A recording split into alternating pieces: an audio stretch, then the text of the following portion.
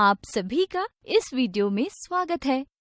पिछली वीडियोस में हम द्विघात समीकरण व इनको हल करने के लिए गुणनखंड विधि यानी कि फैक्टराइजेशन मेथड, पूर्ण वर्ग विधि यानी कि कंप्लीटिंग स्क्वायर मेथड तथा द्विघाती सूत्र यानी कि क्वाड्रेटिक फॉर्मूला को समझ चुके हैं। आज इस वीडियो में हम द्विघात समीकरण के मूलों की प्रकृति यानी कि nature of roots of a quadratic equation का अध्ययन करेंगे। क्या आप बता सकते हैं कि द्विघात समीकरण का व्यापक रूप क्या होगा? a x की घात 2 जमा b x जमा c बराबर 0 द्विघात समीकरण का व्यापक रूप है।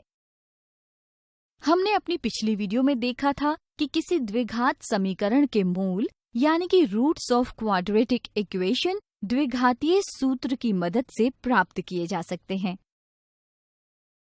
क्या आपको पता है कि द्विघात समीकरण के मूल किस प्रकृति के होते हैं?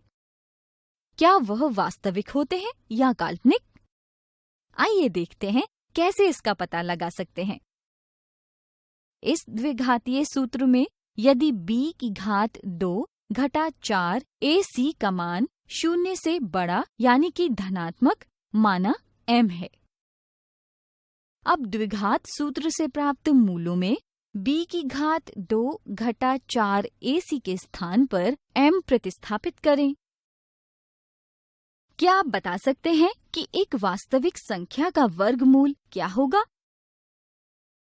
बिल्कुल सही, एक वास्तविक संख्या का वर्गमूल वास्तविक संख्या ही होगा। और हम जानते हैं कि किसी भी वास्तविक संख्या को वास्तविक संख्या में जोड़ने, घटाने, गुणा करने या भाग करने पर हमेशा वास्तविक संख्या ही प्राप्त होती है। अतः b की घात 2 घटा 4 ac के 0 से बड़े यानी कि धनात्मक होने की स्थिति में आप कह सकते हैं कि द्विघात समीकरण के ये दो अलग अलग वास्तविक मूल यानी कि रियल रूट्स होंगे। इसी प्रकार यदि हम b की घात 2 घटा 4 ac को 0 माने तो क्या आप बता सकते हैं कि द्विघात समीकरण के मूल कैसे होंगे?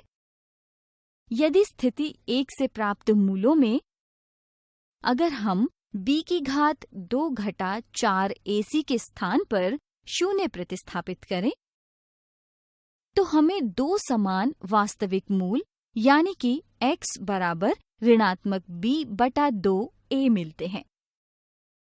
क्या आप अन्य किसी स्थिति के बारे में सोच सकते हैं? बिल्कुल सही। अब यदि हम b की घात 2 घटा 4 ac का मान 0 से छोटा यानी कि ऋणात्मक लें, माना ऋणात्मक m लेते हैं। पुनः स्थिति 1 से प्राप्त मूलों में यदि b की घात 2 घटा 4 ac के स्थान पर ऋणात्मक m प्रतिस्थापित करें तो आप देखेंगे कि हमें वर्गमूल चिन्ह के अंदर ऋणात्मक संख्या मिलती है। क्या आप ऋणात्मक संख्या का वर्गमूल ज्ञात कर सकते हैं? ऋणात्मक संख्या का वर्गमूल वास्तविक नहीं होता अथवा काल्पनिक होता है। और हम जानते हैं कि किसी भी काल्पनिक संख्या को वास्तविक संख्या से जोड़ने, घटाने, गुणा करने या भाग करने पर हमेशा काल्पनिक संख्या ही प्राप्त होती है। अतः b की घात 2 घटा 4 ac के 0 से छोटे यानी कि ऋणात्मक होने की स्थिति में आप कह सकते हैं कि द्विघात समीकरण के कोई वास्तविक मूल नहीं होंगे या दो काल्पनिक मूल होंगे। आपने देखा कि किसी द्विघात समीकरण के लिए b की घात 2 घटा 4 ac ये तय करता है कि समीकरण के मूल वास्तविक हैं या काल्पनिक।